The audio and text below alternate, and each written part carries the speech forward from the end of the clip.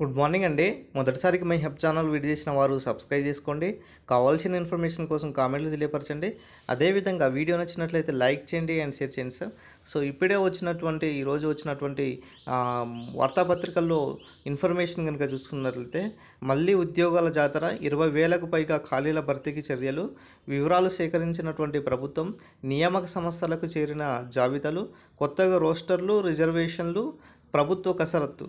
ప్రభుత్వ రంగ బ్యాంకులో 50,000 ఉద్యోగాలు, వాటిలో 21,000 ఆఫీసర్ల కేటగిరీ పోస్టులే. మిగతావన్నీ క్లరికల్ ఉద్యోగాలు. దాదాపుగా 20,000 పోస్టులు భర్తీ చేయనున్న ఇక్కడ ఏఎస్బీఐ నోటిఫికేషన్లో 12 బ్యాంకులు ఎస్బీఐ అనేసి ఇవ్వడం జరిగింది.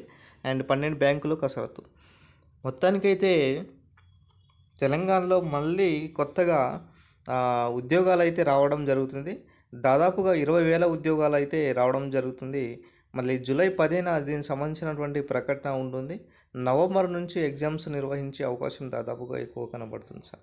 ఇక్కడ చూడొచ్చు సార్, మనకు ఈరోజు వచ్చినటువంటి న్యూస్ పేపర్లో కనుక వార్త చూసుకున్నట్లయితే సరికొత్తగా రోస్టర్ పాయింట్లు, మారిన రిజర్వేషన్లతో నూతన ఉద్యోగ నియామకాలు రంగం సిద్ధమవుతుంది. ఏదైతే రోస్టర్ పాయింట్స్ మనకు రీసెంట్గా చూసుకున్నామండి, మనకు వైద్య ఆరోగ్య శాఖలో దాదాపుగా మనకు 1,600 పోస్టులు దాకా పడ్డాయి కదా.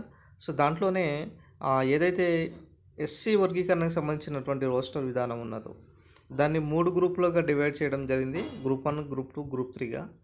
అప్పుడు ఇలా రోస్టర్లు డివైడ్ చేస్తూ ఎస్సీ వర్గీకరణ తర్వాత రోస్టర్లుగా డివైడ్ చేస్తూ తెలంగాణ ప్రభుత్వం వివిధ శాఖల్లో ఖాళీగా ఉన్న దాదాపు 20,000 ఉద్యోగాలు భర్తీ చేయడానికి సన్నద్ధమవుతుంది. ఎస్సీ వర్గీకరణ పూర్తి కావడంతో వీలైనంత త్వరగా ఈ నోటిఫికేషన్ జారీకి పలు శాఖలు సిద్ధమవుతున్నాయి.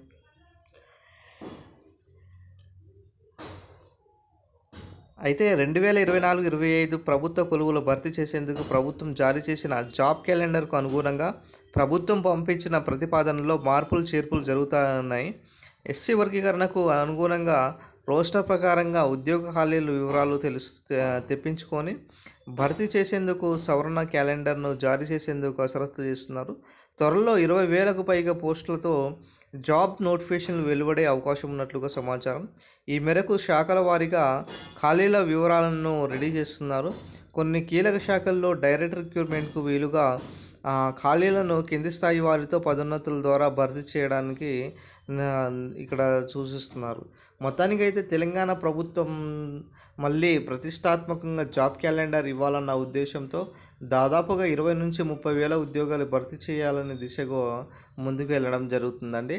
సో ఎటువంటి భర్తీ ప్రక్రియ చేయకుండా చర్యలు తీసుకుంటున్నారు. ఇలాగే రిజిస్ట్రేషన్ శాఖలో డిఆర్ పోస్టుల పదోన్నతులను, సీనియర్ అసిస్టెంట్ పదోన్నతులను నిలిపివేశారు. ఆయా పోస్టులకు నేరుగా నియామక నోటిఫికేషన్లు జారీ చేయనున్నారు.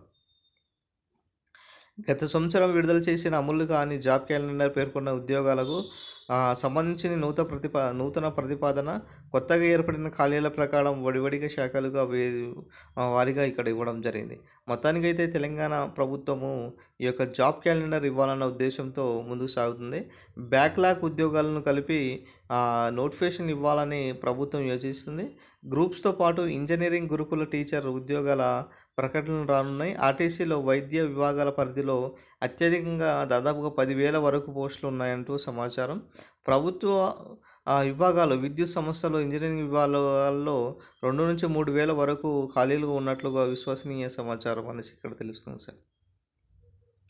ఇక కొత్త జాబ్ క్యాలెండర్ ప్రకారమే ఈ యొక్క నోటిఫికేషన్లు ఉంటాయనేసి ఇక్కడ మనకు రావడం జరిగిందండి. మొత్తానికైతే తెలంగాణ పబ్లిక్ సర్వీస్ కమిషన్ మళ్ళీ జాబ్ క్యాలెండర్ ప్రకటన అనేది ఉంటుందనేసి చెప్పడం జరుగుతుంది సార్. ఇది ఈరోజు వచ్చినటువంటి న్యూస్ పేపర్లో వార్త. వీడియో నచ్చినట్లయితే లైక్ చేయండి, షేర్ చేయండి, సబ్స్క్రైబ్ చేసుకోండి my dear friends. Thank you friends, thank you one and all.